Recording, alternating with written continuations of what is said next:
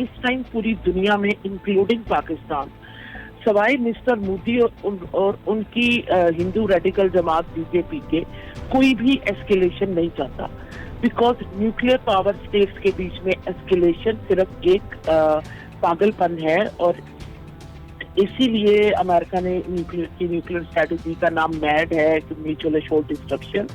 अगर पाकिस्तान की रैशनैलिटी और विजडम को भारत मोदी हमारी कमजोरी समझता है, क्योंकि विजडम सेज कि nuclear states should not escalate the matter and convert it or lead it to the nuclear war. Bharat से आप रैशनैलिटी एक्सपेक्ट नहीं करते, और इसीलिए मैं हमेशा कहती हूँ कि हम एनालिस्ट मोदी की इरैशनैलिटी में जवाब ढूंढने की कोशिश करते हैं, जो कि मुमकिन नहीं है।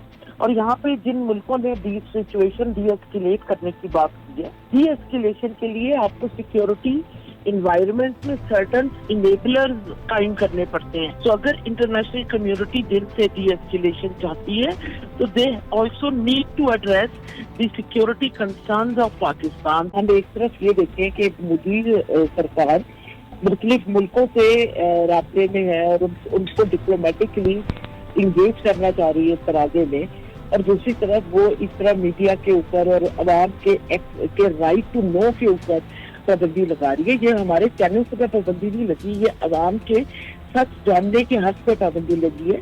तो किसी भी जमहूरी मुल्क में बिल्कुल ऐसा इक़दाम नहीं समझेगा। पाकिस्तान में किसी चैनल पर पाबंदी नहीं है। Even this one single act shows that either we are too good, और झूठ के पाँव नहीं होते, और सच हमेशा झूठ से ज्यादा ताकतवर होता है। तो क्योंकि सच का सामना नहीं मोदी सरकार कर सकती, इसीलिए उन्होंने इस पे पाबंदी लगाई है। क्या मोदी फेस सेविंग के लिए पाकिस्तान के खिलाफ महाज खोलेगा? तो उसका जवाब है कि अगर हम मोदी का ट्रेंड देखें, उसकी पॉलिसीज का ट्रेंड एनालाइज करें, तो जवाब है यस।